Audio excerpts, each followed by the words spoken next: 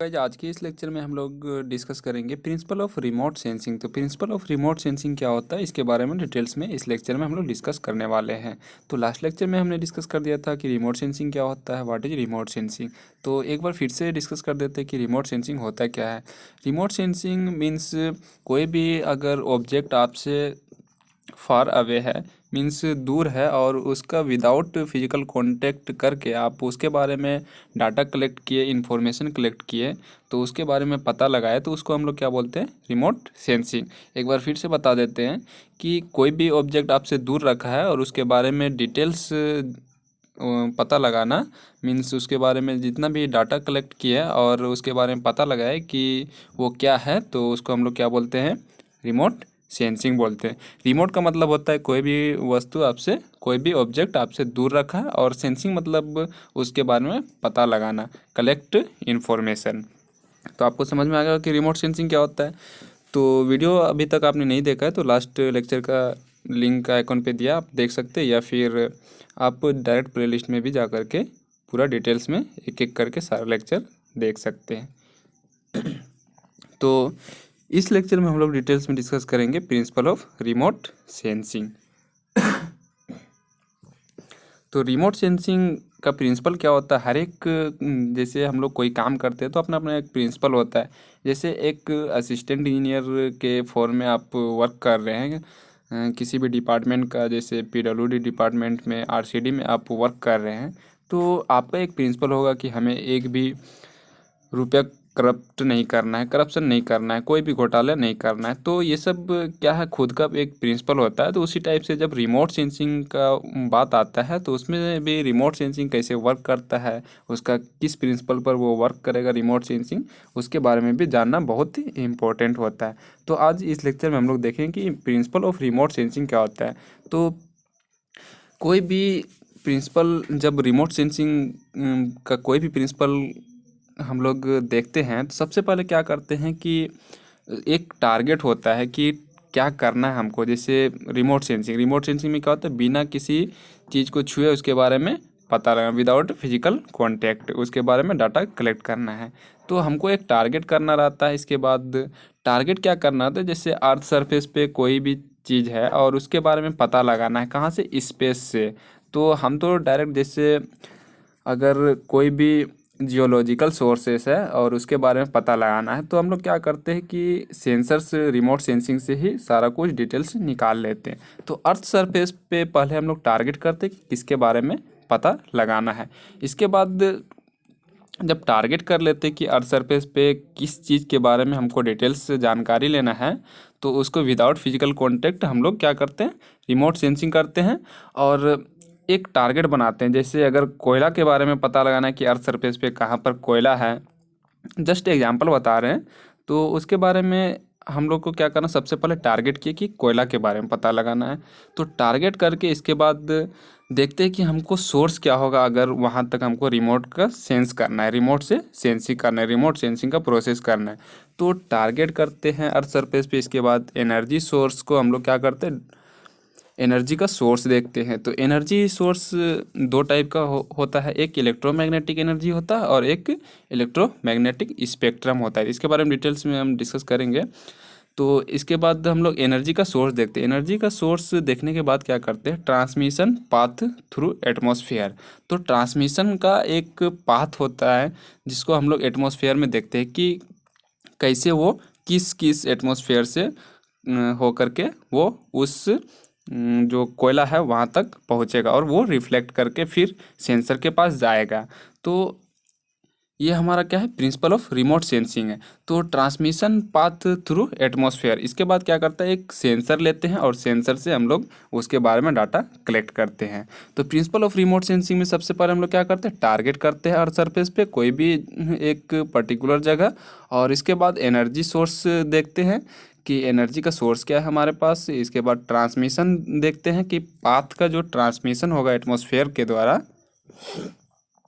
क्योंकि कहीं पर डेंस मीडियम होता है, कहीं पर रेयर मीडियम होता है। तो इस टाइप से हम लोग देखेंगे कि ट्रांसमिशन पाथ जो होता है वो कहाँ कहाँ से होकर पास करेगा, तो थ्रू एटमॉस्फेयर। इसके बाद क्या करते हैं, एक सेंसर देखते हैं कि सेंसर कैसे वर्क करेगा। तो मेनली जो है प्रिंसिपल ऑफ रिमोट सेंसिंग यही होता है, target, energy source, transmission path through atmosphere and sensor. तो अब डिस्कस करते हैं हम लोग कि एनर्जी सोर्स। एनर्जी सोर्स में दो टाइप का होता है, एक इलेक्ट्रोमैग्नेटिक एनर्जी होता है और एक इलेक्ट्रोमैग्नेटिक स्पेक्ट्रम होता है। तो इलेक्ट्रोमैग्नेटिक एनर्जी जो होता है वो खुद का उसका एनर्जी होता है। जैसे अगर हमको क्या करना है कि कोयला के बारे में पता करना है, यहाँ पर अर्थ सरफेस है और यहाँ पर कोयला के बारे में, तो एक सेंसर लेते हैं और यहाँ पर कंप्यूटर हम लोग, जैसे अभी हम इस पॉइंट पे बैठे हैं जहाँ से आप बैठ करके इस लेक्चर को देख रहे हैं या जहाँ से बैठ करके हम इस लेक्चर को रिलीज कर रहे हैं, तो यहाँ पर हमारा सारा कंट्रोल सिस्टम है। तो यह इसका सैटेलाइट जो है इसका खुद का अपना एनर्जी सोर्स होगा और वो यहाँ से क्या करेगा, इसको रिफ्लेक्ट करेगा और फिर रिफ्लेक्ट करके फिर यहाँ पर इसको वापस देगा। तो रिफ्लेक्ट करेगा तो ये डाटा कलेक्ट किया और ये बता दिया कि यहाँ पर इस पोर्शन पे अर्थ सरफेस पे कहाँ पर हमारा कोयला है। इसके बाद सारा डाटा हमारे पास यहाँ पर कलेक्ट हो जाता है और स्टोर हो जाता है। तो हमें पता लग जाता है कि अर्थ सरफेस पे किस एरिया में हमारा कोयला अवेलेबल है। तो ये सब जो है वो प्रिंसिपल ऑफ रिमोट सेंसिंग है।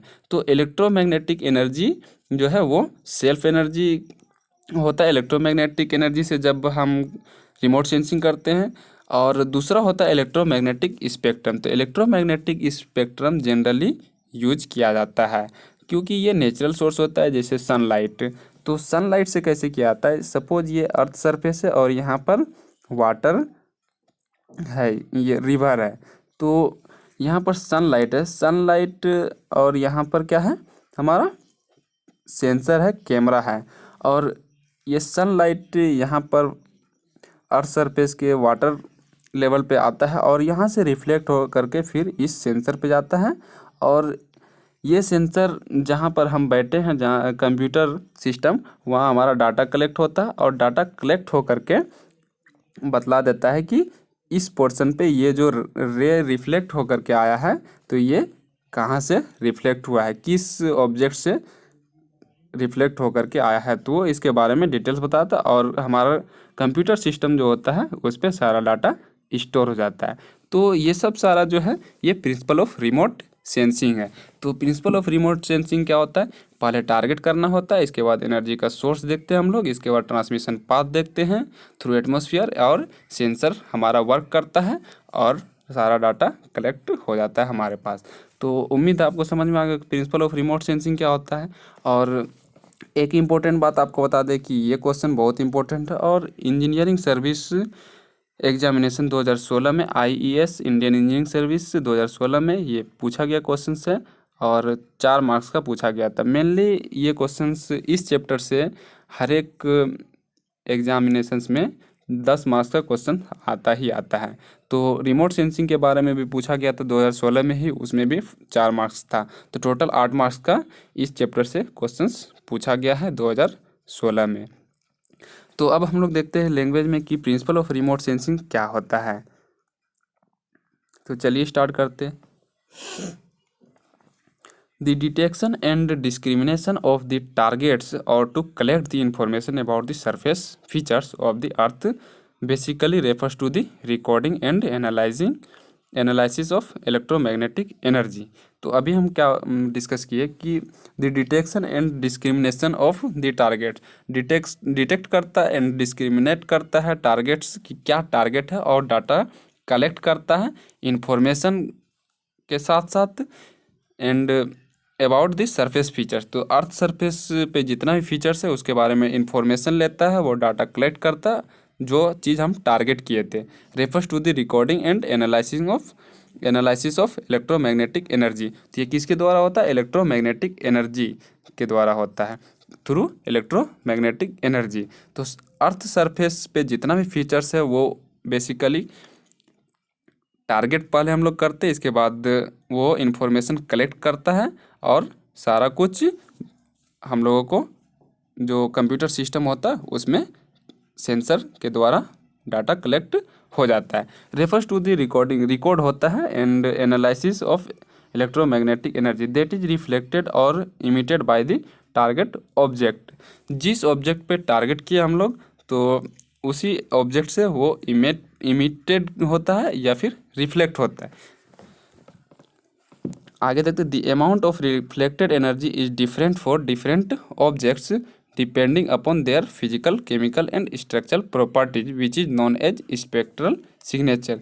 तो स्पेक्ट्रल सिग्नेचर क्या कहता है, क्या होता है, the amount of reflected energy is different for different objects. तो रिफ्लेक्टेड एनर्जी जो होता है वो अलग अलग चीज़ के, जैसे कोई स्टोन है तो स्टोन से अगर वो रिफ्लेक्ट होगा तो उसका अमाउंट अलग होगा, वो ज़्यादा रिफ्लेक्ट होगा। और जैसे कोयला है तो उससे जो अमाउंट ऑफ एनर्जी होगा वो कम रिफ्लेक्ट होगा, क्योंकि वो कुछ एब्जॉर्ब करेगा।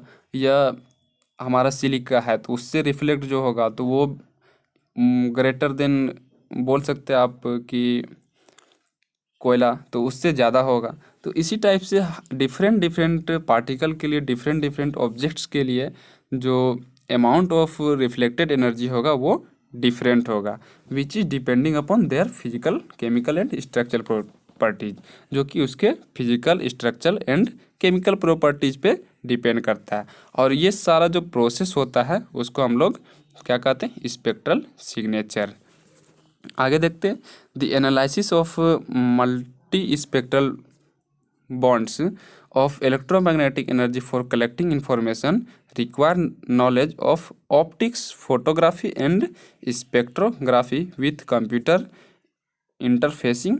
This integrated approach of analysis and recommendation about the target on the earth surface is termed remote sensing system। और जितना भी हम लोग किए, जैसे सबसे पहले हम लोग टारगेट किए, इसके बाद एनर्जी सोर्स क्या रहेगा हमारा उसके बारे में पता किए, इसके बाद transmission path through atmosphere and sensor and electromagnetic energy, जो सेल्फ एनर्जी होगा, इलेक्ट्रोमैग्नेटिक स्पेक्ट्रम, नेचुरल सोर्सेस होगा। तो ये सब जितना प्रोसेस हम लोग किए तो ये सब क्या कहलाता है, रिमोट सेंसिंग सिस्टम। पहले हम लोग टारगेट किए, इसके बाद एनर्जी सोर्स देखे कि कौन सा एनर्जी सोर्स होगा, ये सेल्फ एनर्जी होगा या नेचुरल सोर्स होगा। तो उसी के अकॉर्डिंग ये सारा प्रोसेस जो हुआ उसको हम लोग क्या बोलते हैं, रिमोट सेंसिंग सिस्टम। और प्रिंसिपल ऑफ रिमोट सेंसिंग क्या होता है, आपको समझ में आ गया होगा कि जब हम लोग टारगेट करते किसी भी ऑब्जेक्ट को अर्थ सरफेस पे और उसके बारे में डाटा कलेक्ट करते हैं और पूरा इन्फॉर्मेशन लेते हैं, तो जो प्रोसेस हम लोग करते हैं ये डाटा कलेक्ट करने के लिए, इसको हम लोग क्या बोलते हैं, प्रिंसिपल ऑफ रिमोट सेंसिंग बोलते हैं। तो उम्मीद है आपको समझ में आ गया होगा कि प्रिंसिपल ऑफ रिमोट सेंसिंग क्या होता है। तो आज के लेक्चर में इतना ही, फिर नेक्स्ट लेक्चर मिलते हैं न्यू टॉपिक के साथ, तब तक के लिए बाय।